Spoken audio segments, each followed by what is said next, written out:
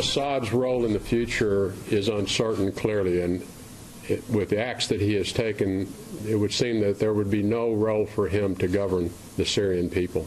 What Assad did is terrible. I think what happened in Syria is one of the truly egregious crimes, and it shouldn't have happened, and it shouldn't be allowed to happen. What happened in Syria is a disgrace to humanity, and he's there, and I guess he's running things, so something should happen. Something's going to happen. The Trump administration bashing Bashar al-Assad's latest chemical weapons attack, in which he killed dozens of his own people, including children that were asleep in their beds. Secretary of State Tillerson announcing steps underway to form a possible international effort to remove the murderous Syrian dictator. And this just in, Fox News just confirming moments ago there are currently 2 U.S. Navy warships in the eastern Mediterranean, which could be called upon to strike in Syria if requested. Joining me now, retired 4-star General Jack Keane. I mean, General Keane, first off, let's back up here. President Barack Obama said, well, if there's a red line crossed, how many red lines have we seen Bashar al-Assad cross? Even Hillary Clinton wanted to go into Syria, and Barack Obama stopped her. Do you think this administration is serious about dealing with Bashar al-Assad?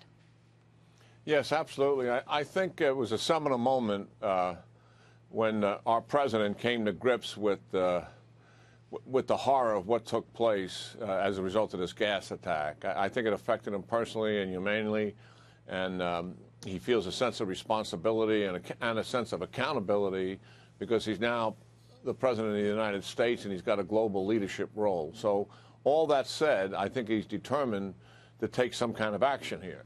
And it remains to be seen what that's like. But he has a range of options available to him. Okay, well, so what are our options? Because as we look at these horrific pictures, General, and it is sickening. If you don't have a heartbeat right now, if you have a heartbeat, you're just sick by these pictures that we have seen. You know, but here's the thing. Assad is backed by Russia. And, you know, there's a concern that this could be the start of a major global battle. How far is the Trump administration going to go, in particular, if this reaches into the Russian dictatorship? I'm going to go ahead and say it with Putin, with the president of Russia. I think we can put aside the fear of a conflict with Russia here. Okay. Frankly, if we were going to conduct a military strike, we would do it with standoff cruise missiles from Navy, surface and subsurface ships in the Mediterranean. As you noted, there's already 2 there. Okay. They could, and the likely targets would be Assad's air power infrastructure. He's got 6 operational fields that he uses, airfields that he uses, and the infrastructure around there is not just the airplanes, certainly, but it's the fuel stores, the ammunition depots, and the maintenance and spare parts warehouses. That represents air power infrastructure.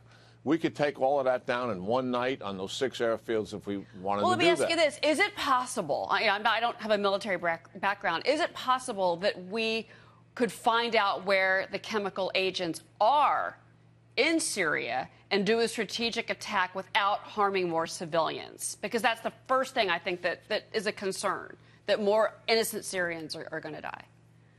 I would assume that some of these chemical weapons are pretty well hidden, as they had been in the past. We could probably, if we knew the location, yes. But the real thing is to take away the delivery means. Okay. That would have a much higher payoff from a military perspective than actual chemical weapons themselves. And I also think we should involve our coalition partners in this. The Arabs have wanted to be involved a long time ago. Where have they been? Okay, what have they done? I mean, the Saudis have sat on the sidelines of this thing for years. Cheryl. You know, I'm trying to give you an answer, and you're not letting me do it. All right? Can I do it? Yes, all right? yes. Okay, thank you. Where have they been? Well, they've offered assistance many times to President Obama, and he's refused them every time. They've even offered assistance with ground forces to go after ISIS, and he's refused all of that. So the president's just had great visits with 3 Arab leaders here.